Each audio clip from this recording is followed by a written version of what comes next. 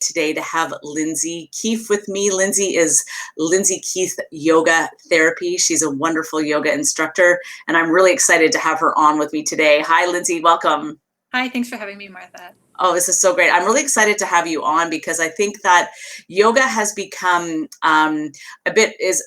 very mainstream, very popular, but the type of yoga that you do is quite different. And you were explaining to me that it was more therapeutic. And I find that, yoga has so many different streams that people can get very confused about it. So what type of yoga is it specifically that you practice? Yeah, so I've been in the yoga world for a long time. I used to teach the vinyasa and all kinds of stuff like that. And what I noticed with a lot of my private clients and corporate clients was people were experiencing a lot of pain. And I just didn't have the skill set to be able to address that other than saying, like, just don't do it or just be gentle with yourself, which really wasn't helpful. Yeah. So I started studying yoga therapy.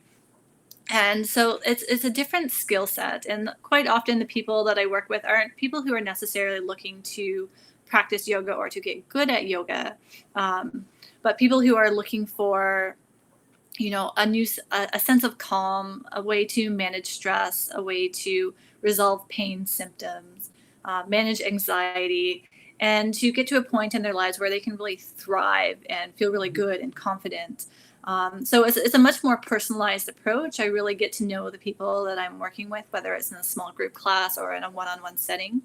And so I work with them to figure out, what's going on in their lives. What do they really want to be able to do? And then we collaborate together to come up with a program that's going to support them. So I'm using tools of yoga.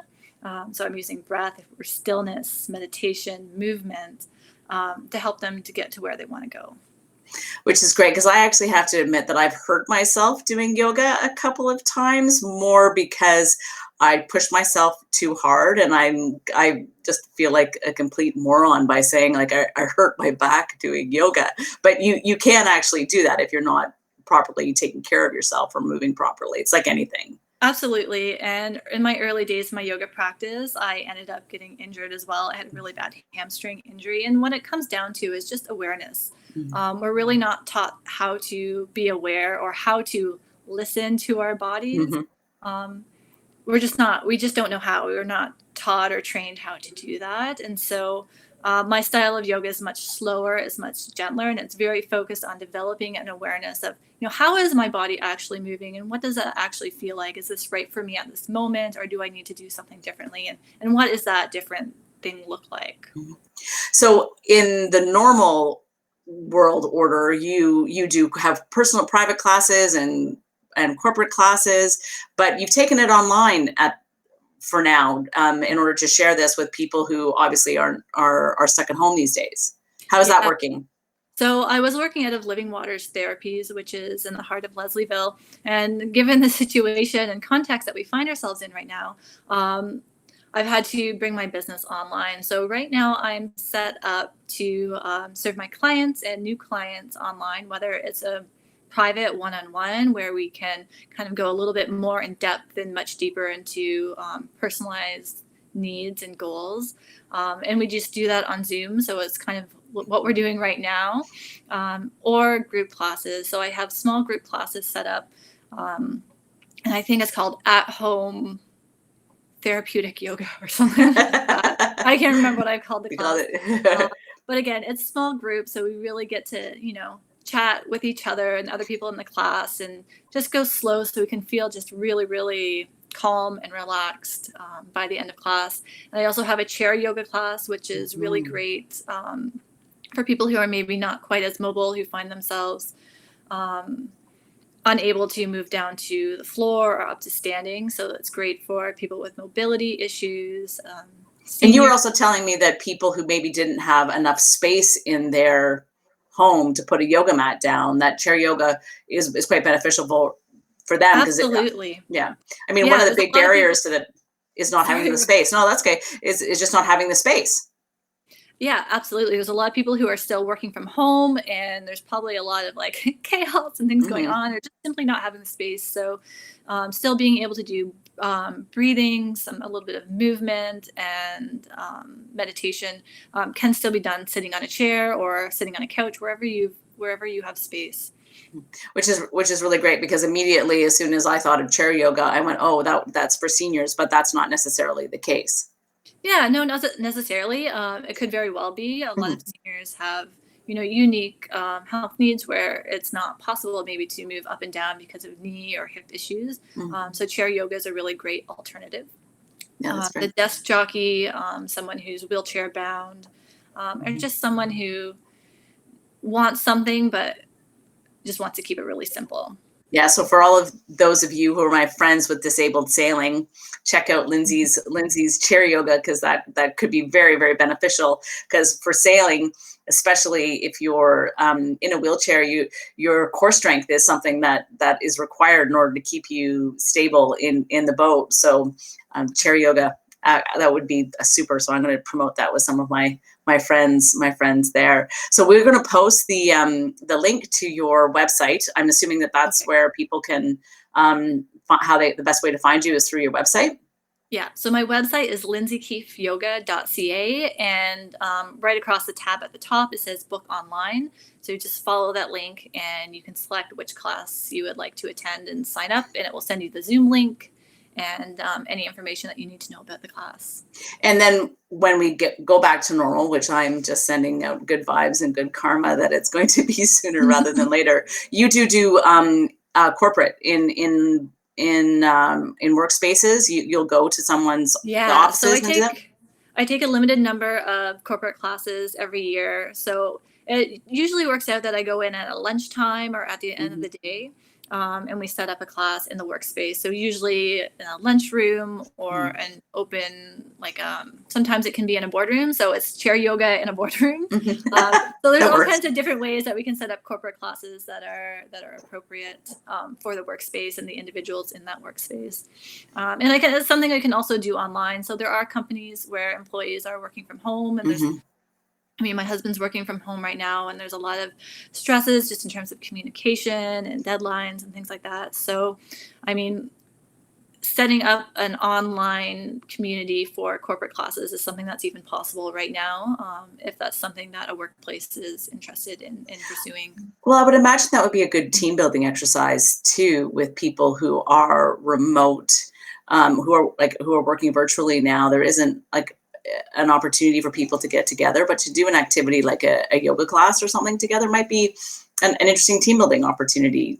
Yeah, and even for mom groups, like I know Oh, there's mom moms groups. out there who are meeting on Zoom in the evenings for a Mhm. glass of wine and to catch up. So um, I'm really open to, doing custom created classes, whether it's, 30 minutes of, you know, relaxation and breathing in the evening before you enjoy a glass of wine with your book club or your mom group or That's a support great group or idea. whatever it is. There's all kinds of ways that we can reach out and connect and breathe and move and just take really, really good care of ourselves because, we're in an uncertain time and there's a lot Mhm. of overwhelm and anxiety. And the best thing we can do for ourselves right now is just take really, really good care of ourselves. I completely agree, because I mean, I work from home at this point normally anyway, so I found that routine is very important. Getting up, going for my morning walk, run, and then having a shower and getting back to work. But for people who aren't sort of used to that your routine, your structure can go out the window, and that can cause a lot of stress and anxiety. So it slowing down and sort of getting back in touch with what it is that you need through yoga, through breath, through movement, I think is so important right now. And I think something that we need to remember too is we don't necessarily have to be productive right now. We don't have Mhm. to do all the things that we think we should be doing. Like we are in a very unique time in our lives, a very unique situation. And sometimes it's not about having to do something. It's just Mhm. about being in the moment, being present in our bodies. That's going to help us stay calm and keep us grounded.